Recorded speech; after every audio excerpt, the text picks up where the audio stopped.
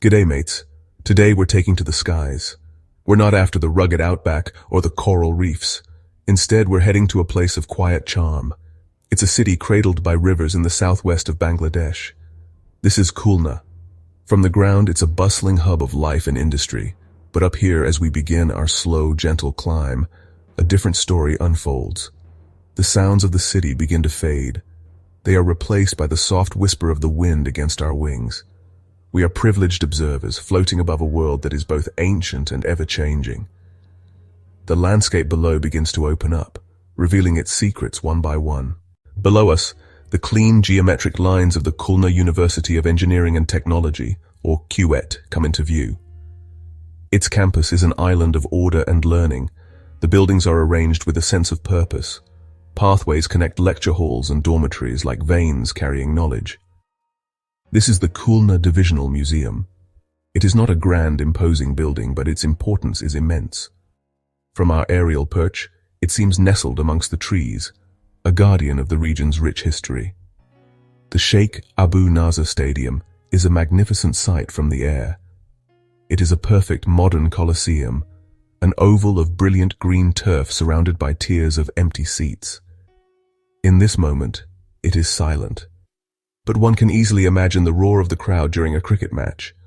The mighty Rupsha River curves gracefully along the city's edge. It is a wide, powerful ribbon of water, its surface shimmering like hammered silver in the sunlight.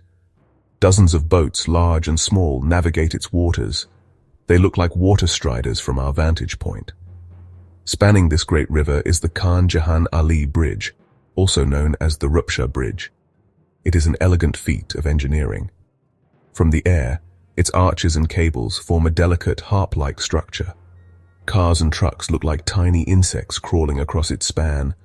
Winding through the heart of the city itself is the Bhairab River. It is a narrower, more intimate waterway than the Rupsha. It snakes through neighborhoods, its banks lined with houses, markets, and ghats, which are the steps leading down to the water.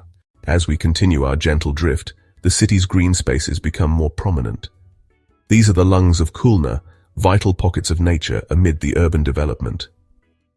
One of the most noticeable green areas is the UN Park. From our aerial view, it's a significant expanse of trees and open lawns. Beyond the formal parks, there is another kind of green. This is the green of private gardens and roadside trees. Even the busiest streets are often lined with trees, their leaves forming a canopy over the traffic below. The neighborhoods of Khulna spread out below us like a complex hand-woven fabric. Each area has its own distinct texture and color. Some are tightly packed, with houses huddled close together. Their rooftops create a fascinating, irregular mosaic of terracotta, tin, and concrete. The main thoroughfares are wide arteries pulsating with the flow of traffic. From above, the colorful rickshaws are the most vibrant element.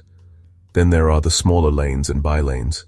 These are the capillaries of the city, lined with small shops, tea stalls, and the entrances to homes. As we drift towards the edges of the city, a different kind of landscape comes into view.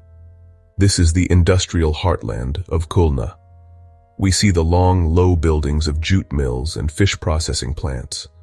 These industries are the economic engine of the region. Railway lines cut straight paths through the landscape. They gleam in the sun, connecting Khulna to the rest of Bangladesh. Despite the industrial activity, nature is never far away. The factories are often situated near the rivers, using the waterways for transport. Now we turn our gaze south towards the horizon. The city begins to thin out. The dense grid of streets and houses gives way to a patchwork of villages and agricultural land. The landscape becomes flatter, wetter, and greener. We are looking towards the Great Delta, the place where the mighty rivers of the subcontinent finally meet the sea. And on that horizon, though we may not see it clearly, we can feel its presence. This is the domain of the Sundarbans, the largest single block of tidal mangrove forest in the world. We can see small villages, their houses often built on stilts to protect them from the seasonal floods. Life here is dictated by the rhythms of the tides and the seasons. The sun begins its slow descent towards the western horizon. The character of the light changes completely. The harsh brightness of midday is replaced by a soft golden glow. The city of Khulna is transformed. The surfaces of the rivers become molten gold, perfectly reflecting the colors of the sky. As the light fades, the city begins to create its own light.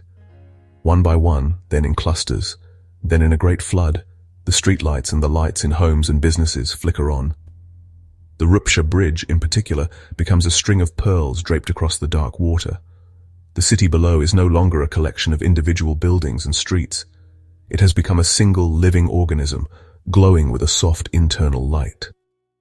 Our aerial journey is coming to an end. We take one last, lingering look at the sparkling tapestry of Khulna below.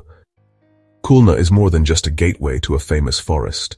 It is a destination in its own right, a city with a gentle soul and a quiet dignity, a truly unforgettable experience.